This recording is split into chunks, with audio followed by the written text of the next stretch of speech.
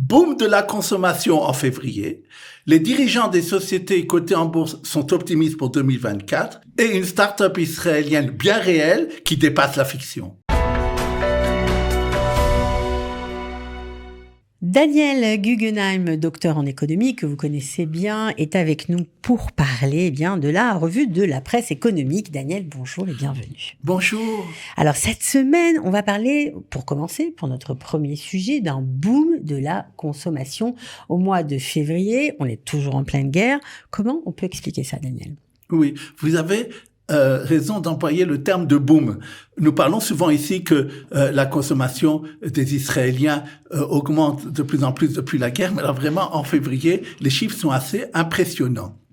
On est plus de 38 milliards de shekels. C'est à peu près, l'année dernière, on était en février dernier, donc quand il n'y avait pas de guerre, c'était 35 milliards de shekels, donc beaucoup moins important que ce chiffre-là, presque de 10% de moins. Bon, on se rattrape peut-être sur les mois précédents, on était un peu plus sage, on a moins consommé. Et on voit, justement, pour répondre à votre remarque, que c'est pas seulement ce mois-là, qu'en vérité, ça ne fait qu'augmenter. Disons par exemple décembre 23 par rapport à décembre 22, on est à plus 4. Janvier par rapport 23 par rapport à janvier de 22, on est à plus 6. Donc on voit que ça ne fait qu'augmenter. C'est vrai, il y a peut-être un certain rattrapage comme vous dites, mais c'est quand même impressionnant.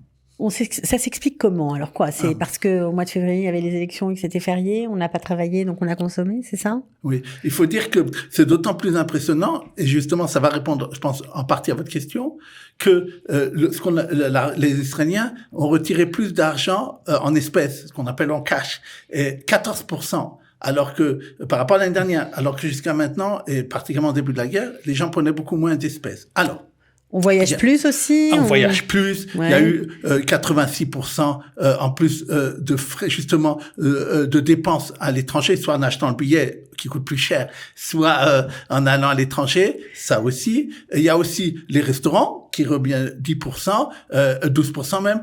L'habillement 10%. Le seul truc, alors dans les journaux c'est marqué l'hôtellerie, mais c'est normal l'hôtellerie parce que une partie des hôtels est encore pris malheureusement par les gens du Nord surtout, qui peuvent pas encore revenir. 80 000, je crois. Enfin, c'est très impressionnant. Alors, pour répondre à votre question, comment expliquer ça? Alors, il y a première chose, c'est le jour des élections, 1,5 milliard. Ce jour-là, c'est quelque chose d'exceptionnel. C'est effectivement, ça explique, mais ça explique pas toute la somme. Il y a celle qui est responsable de donner ces chiffres a dit que d'après ce qu'elle voit, il y a eu plus d'Israéliens en Israël en février 2024 qu'en février 2023. Donc on est plus nombreux. On est plus nombreux à être sur le territoire. À être sur le territoire, oui. Okay. Il y a parce que c'est connu que les Israéliens adorent voyager, c'est ça. Et apparemment maintenant, surtout peut-être parce qu'une grande partie est en Milouim ou autre, ça fait qu'il y avait plus de gens qui sont ici. Qu'est-ce que, à mon avis, ce qui explique aussi, on sait maintenant les chiffres définitifs des salaires en 2023, malgré les problèmes de la guerre, malgré les problèmes de l'emploi, ils ont augmenté le salaire moyen. On a les chiffres maintenant sur tout 2023, plus de 6%. Et d'après ce qu'on sait, ça a fait qu'augmenter encore en janvier, février, puisque l'emploi continue à augmenter, les salaires aussi. Et donc, ça explique aussi une partie. Je pense aussi que le fait que le gouvernement injecte beaucoup d'argent pour le dédommagement qu'il donne, par exemple, les gens qui sont en Milouim ou réservistes, reçoivent beaucoup d'argent pour les aider et la famille, ce qui est normal d'ailleurs, puisqu'ils ont une période très très longue, souvent 5 mois, comme donc, ça. Donc il y a plus d'argent dans les ménages, voilà. C'est ça, chez les ménages. Et d'où on voit ça, parce que même l'épargne des Israéliens augmente, on voit qu'ils achètent plus de SICAV, et également, ils demandent moins à reporter les dettes qu'ils ont par rapport aux banques, comme ils l'avaient fait au début de la guerre. Donc tout montre que parce qu'ils ont sûrement le public a plus de liquidité. Ok, bon ça c'est important de faire le point. Alors il y a eu cette semaine un événement intéressant. C'est un espèce de congrès des entreprises cotées en bourse. Alors apparemment ils sont très optimistes. Oui. Sur leur avenir en tout cas. Pour juger de l'économie, moi je regarde toujours ce que disent les dirigeants dans leur bilan ou bien oralement de leur société, de ce qu'ils pensent, de ce qui va arriver en Israël. C'est important parce que ce sont des agents économiques. Surtout si ça représente des sociétés qui sont à côté à la bourse. Il y a à peu près, il me semble, autour de 650 sociétés qui sont actuellement cotées à la bourse. Et donc, c'est beaucoup de sociétés, comme on sait, beaucoup de secteurs, beaucoup de grandes entreprises. Alors, qu'ont-ils dit, Daniel? Qu'est-ce qu'ils ont dit? On leur a demandé, on a fait un sondage parmi eux pour leur dire qu'est-ce que vous pensez de l'année 2024. Et alors là, moi, j'ai été impressionné par leur réponse. Point de vue de l'emploi, on leur demande Qu'en pensez-vous que vous aurez plus ou moins d'œuvres chez vous qu'en 2023? Et la réponse a été pour les mains d'œuvre 60% la même chose, 20% plus et 20% moins. Donc, si on regarde, ou pareil, ou mieux, c'est 80%. C'est énorme. Ouais. Ça veut dire qu'il n'y aura pas de problème de licenciement dans les grandes entreprises ou, en tout cas, ceux qui sont cotés à la bourse. Chiffre d'affaires. Est-ce que vous pensez de ce que vous voyez en 2024, qu'est-ce que ça passera par rapport à 2023? Alors, 40% à peu près disent la même chose. 35% presque disent ça sera mieux. Et seulement 24% disent ça sera moins bien. Donc, ils pensent aussi que leur chiffre d'affaires va augmenter. Et enfin, leur bénéfice, c'est du 42, 32, 38, 28. Ça veut dire aussi plus de 70%, pareil ou mieux, et seulement 28% un peu moins à moins. Donc, ça veut dire qu'ils sont optimistes. Ouais. Et alors, cet optimisme, d'ailleurs, je dirais, est confirmé cette semaine. Le gouvernement israélien, pour la première fois depuis la guerre, est allé à l'étranger pour emprunter, justement, pour pas justement empêcher les entreprises israéliennes d'emprunter sur le marché israélien. Alors, ils sont allés, ils ont emprunté 8 milliards de dollars, ce qui est un record historique. Oui, c'est un record historique, mais bon, en même temps, c'est vrai qu'Israël n'aime pas vraiment emprunter. On sait que son endettement ne dépasse pas 65% de son PIB, donc c'est peut-être aussi pour ça qu'ils l'ont fait finalement, parce que il y a besoin de liquidité, et puis on peut pas non plus, avec la guerre, aggraver la fiscalité du pays, ce sera un peu dur pour nous. Tout à fait. Et ils avaient un peu angoissé à cause de la baisse de la note d'Israël, donc ils se sont dit qu'on ne sait pas comment ça va se passer. Ils ont eu 4 fois plus de demandes que ce qu'ils offraient. D'ailleurs, des compagnies du monde entier, des compagnies de retraite. Tout le monde veut prêter de l'argent à Israël. Tout à fait. Ils ont tout à fait confiance. Alors, ce que vous venez de dire, parce que le ratio dette par rapport à production en Israël est pas fort, et donc ça permet les gens ont confiance. Par rapport à la France, c'est combien? Alors, c'est la moitié, parce qu'en France, on a plus de 120% d'endettement. Et ici, en Israël, on est autour de 60%. Donc, ouais, c'est vraiment impressionnant. Tout à fait. Alors, il y a eu aussi beaucoup de demandes de dédommagement. Alors ça inquiète un peu. Hein. Je crois qu'on parle de 750 000 demandes de dédommagement, les immeubles qui se sont écroulés, les gens qui ont été victimes, hein, bien sûr, de cette guerre, avec des biens matériels qui ont été touchés, des voitures. Bon, il y a beaucoup de choses. Ça va pas aggraver notre situation? Alors, c'est le chef des impôts a dit ce que vous avez dit. Pourtant, c'est pas mon copain.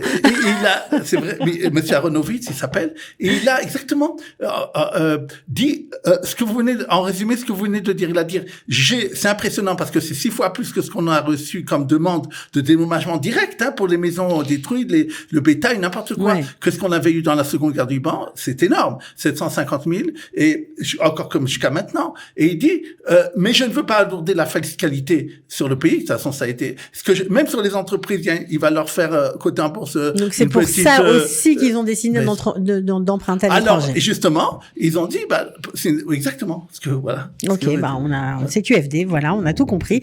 Merci, Daniel. Alors, maintenant, un sujet qui nous touche, nous, les consommateurs, un peu moins fun. Isracart, eh bien, il y a des plaintes contre eux.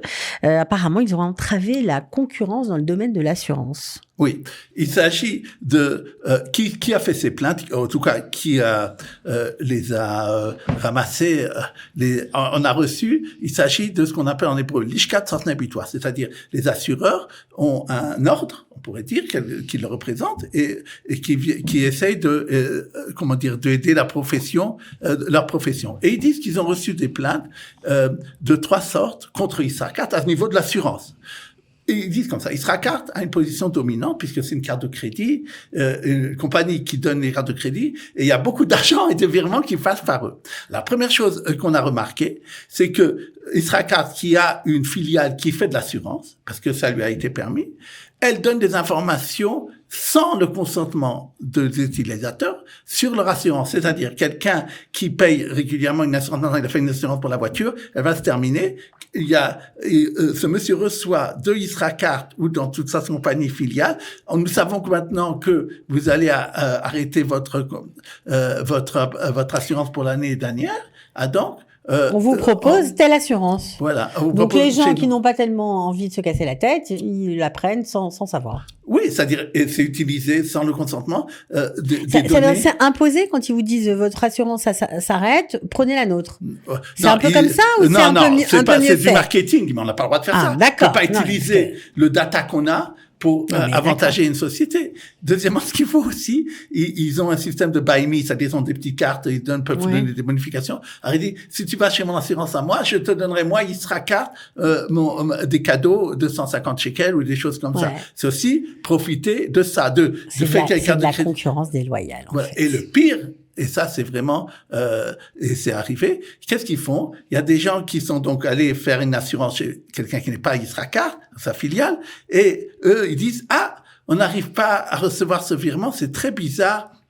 Par la carte de crédit Yisracar, on a l'impression que c'est un compte qui pour nous est souligné comme problématique. Donc quand les clients voulaient virer leur cotisation à leur assurance qui n'était pas celle d'Yisracar, comme par hasard, le virement ne marchait pas. Voilà, on leur dit c'est bloqué. Incroyable. Par contre, si vous passez, c'est notre filiale, il y aura pas de problème. Et donc, bien sûr, si vous employez le terme de concurrence déloyale, il y a une plainte qui a été donnée et au niveau de celle qui fait la concurrence, qui est chargée de voir la concurrence, et au niveau, bien entendu, de ce qu'on appelle Rochouch qui vérifie les assurances, pour peut-être même ce qu'ils veulent, c'est de enlever à Yisracar le droit d'avoir cette compagnie d'assurance. Bon, alors vérifiez bien si vous êtes dans cette compagnie d'assurance, vos extraits de compte, vous aurez peut-être des surprises. On finit avec une bonne nouvelle, comme on aime, mon cher Daniel, c'est Exodigo, une société incroyable qui s'est créée en 2021 et qui filme, bien, on va dire, sous la terre. Ils peuvent faire des tas de choses, c'est assez impressionnant, mais sans y entrer, de l'extérieur.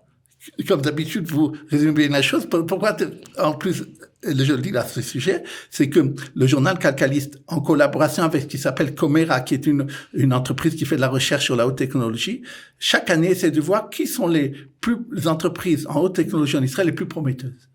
Et parmi les classements des 11 premiers, elle est la première, cette société Exokito. Donc, comme vous l'avez dit, qui fait de la cartographie souterraine sans avoir besoin de creuser. Des fois, c'est coûteux et des fois plus sans y pénétrer de l'extérieur. Ça, sur une route, par exemple, on passe sur une route et puis on voit exactement ce qu'il y a en dessous.